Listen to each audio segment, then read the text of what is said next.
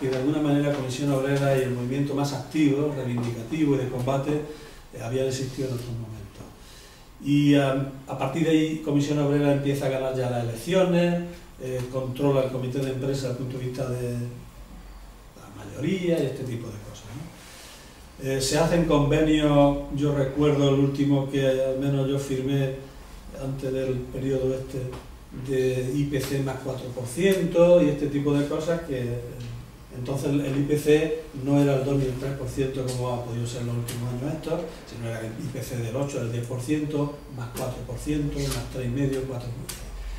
Estas cosas revitalizaron fruto de haber conquistado ya más fuerza, y es verdad, otra de las experiencias positivas es que el comité de empresa de Santana pues tenía ya también en ese momento bastante capacidad de negociación con la empresa, de representar a los trabajadores, cualquier cuestión que planteáramos la gente del comité de empresa tenía mucho valor, mucho poder. Lo que tú decías, antes en aquella época un encargado iba a decir que viene del comité de empresa y no sé qué, ahora que venga quien quiera, no pasa nada, pero entonces sí pasaba, había bastante implicación entre la gente y los miembros del comité de empresa y había mucha fuerza. Desde ese punto de vista era una institución bien articulada que yo creo que también es una experiencia positiva, a diferencia probablemente de muchos más sitios. En los núcleos industriales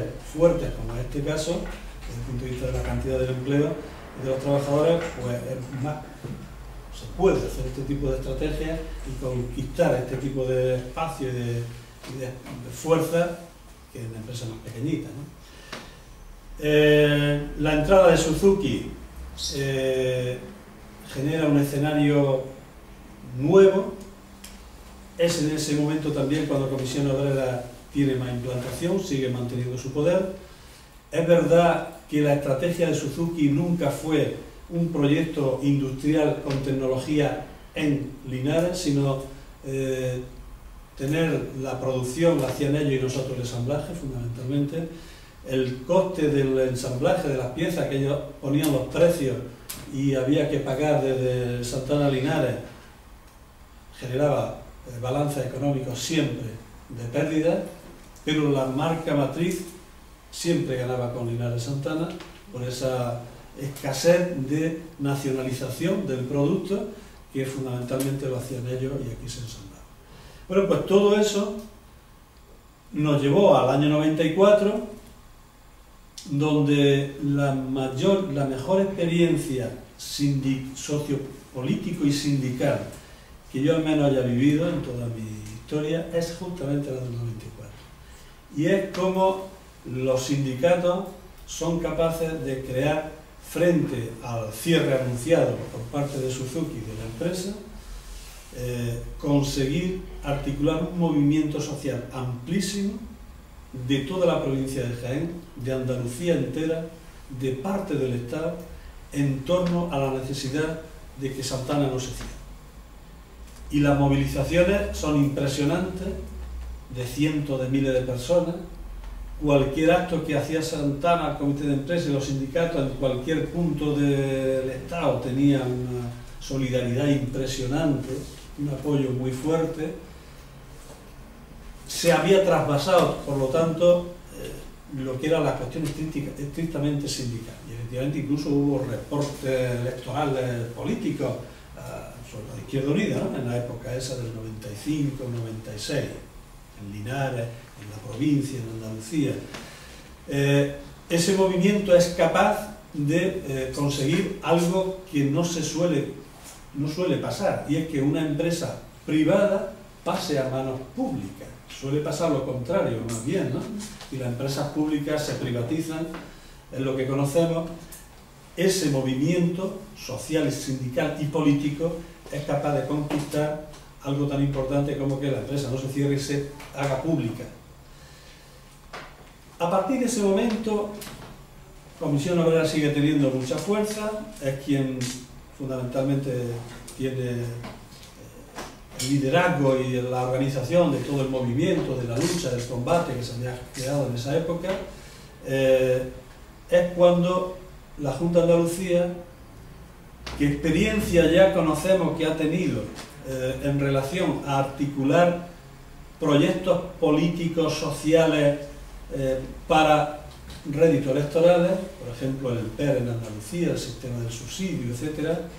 Y ellos pretendieron utilizar Santana para eso. No ha habido nunca proyecto industrial, se dejaron en manos de los japoneses mientras estuvieron allí hasta hace un par de años, que se fueron definitivamente.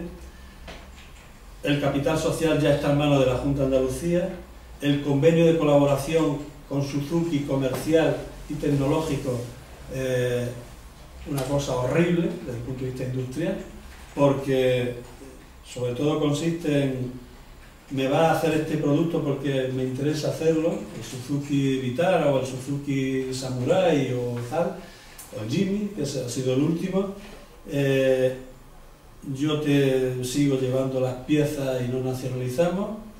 Yo pongo el precio del coche, lo pongo yo, la red comercial ya es mía, la Junta de Andalucía, que es el patrón, no tiene ni una tienda para entendernos en ningún sitio. Y tú produces este coche, los niveles de calidad te los pongo yo, y las tecnologías, pues las que seguís teniendo allí, escasas. Si el coche vale hacerlo 2 millones de pesetas, por poner un ejemplo, 12.000 euros, y yo te tengo que pagar un millón, pues eso es lo que te pago. Y así ha sido, ¿no? De tal manera que ha sido un proceso que ha acumulado, primero, una situación de falta de innovación tecnológica, de perspectiva industrial, nula totalmente, y por otro lado también una bolsa de pérdidas impresionantes año tras año que ha tenido que ir asumiendo la Junta de Andalucía, pues porque las condiciones se las imponía el socio japonés. Este coche me lo hace, lo que te valga lo asumes tú, pero yo te pago 1 millón de pesos. Y el resto, las pérdidas las asumo.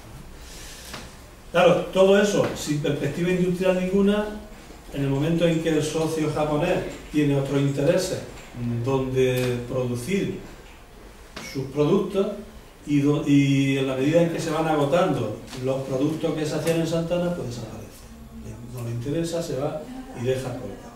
La Junta de Andalucía, en ese yo estoy de acuerdo en que no fue ahorrarse dinero la privatización de toda la fábrica menos la planta de montaje, justamente porque probablemente desde el 94, la entrada de la Junta de Santana, hasta que se ha ido el otro día, con la disolución de la empresa, de la compañía,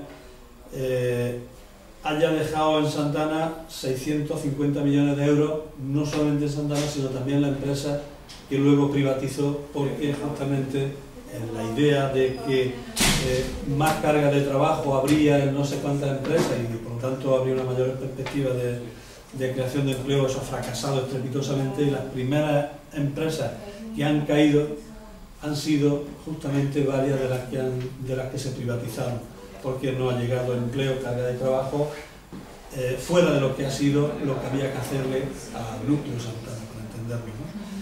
Y tal es así desde mi punto de vista que se convirtió en los últimos años en un proyecto político por parte de la Junta de Andalucía y social y con objetivos electorales, que se reconoce que efectivamente los ha tenido. Es decir, no ha tenido coste electoral desde el 94, a pesar de haberse perdido muchísimo empleo, es decir, de 5.500, lo has planteado que casi el 50% del empleo es lo que se ha perdido del 90 para acá.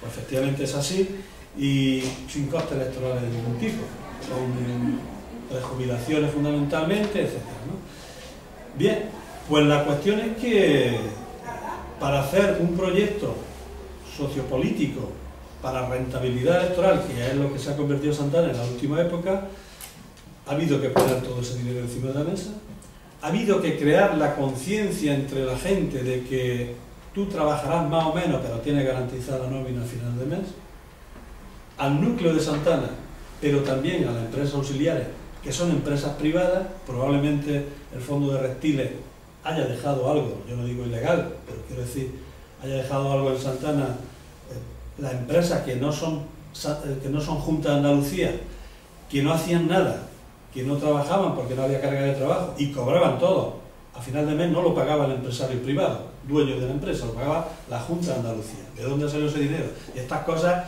son muy gordas y ha sido de esta manera. Esto da un montante de más de 600 millones de euros, ¿no? ¿Por qué se hace eso? Pues efectivamente porque la gente... Y para hacer eso, ¿cuál es el nivel de connivencia que tiene que ver también del movimiento sindical? Que a partir del año 2001, en toda esta época, con las prejubilaciones, desde mi punto de vista, había un nivel de connivencia en ese proyecto de la Junta de Andalucía.